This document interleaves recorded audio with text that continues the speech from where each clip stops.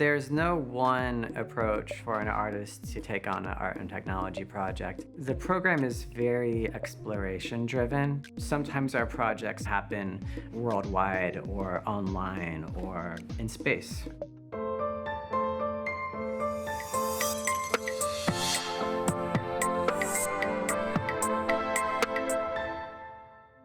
I think we are trying to make a statement that art and technology, they're not always separate. There's a lot more to get out of a conversation when you have both in the room.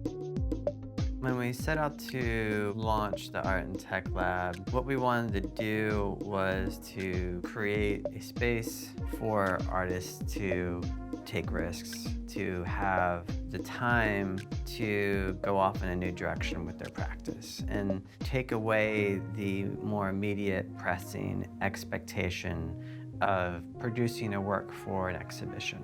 That's what I loved about it. No particular expectation to come up with a product at the end, even though that's what I wanted to do. It was great not to have that expectation.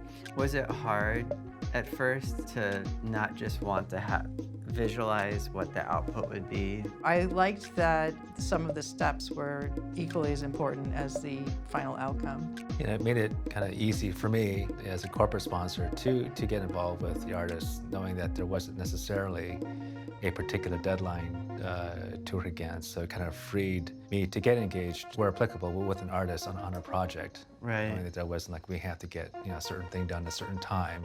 Yeah, because you're so used to living by the deadline, right? Right. Technology, at least in the business context, so often is very utilitarian in the sense that it needs to serve some need or some unmet need or some market opportunity, or it's going to be competitive. And It has to be quantified. It has quantified. This program has afforded me the opportunity to think about technology used in a different way. I mean, maybe it's forging a new direction in the sense that that which might be considered art is changing, and that which could be a typical way of using engineering or technology talent is also changing at the same time.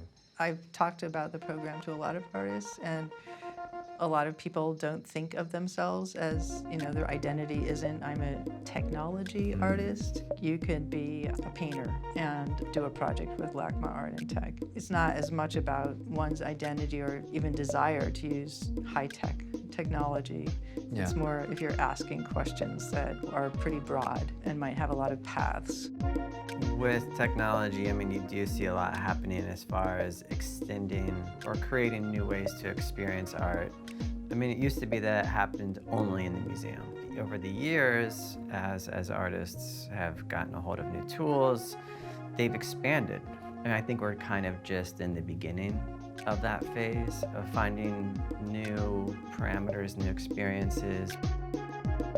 Art can be very inviting to a broad sector of people in different settings, and can be showing different perspectives that could be important societally or culturally. And then I think maybe technology is part of the medium that's used to communicate the intent or the vision of that artist. I think with art, you have the power of nuance that at first, I think technology alone kind of struggles with. There's these things that the technology just can't get that are so distinctly human. And I find that when you do have more of an interaction between the two, art and technology, you're finding that nuance is actually injected more into the conversation, and that this can carry over just even into the developments of technology in general. Hyundai Motor, connecting art and technology.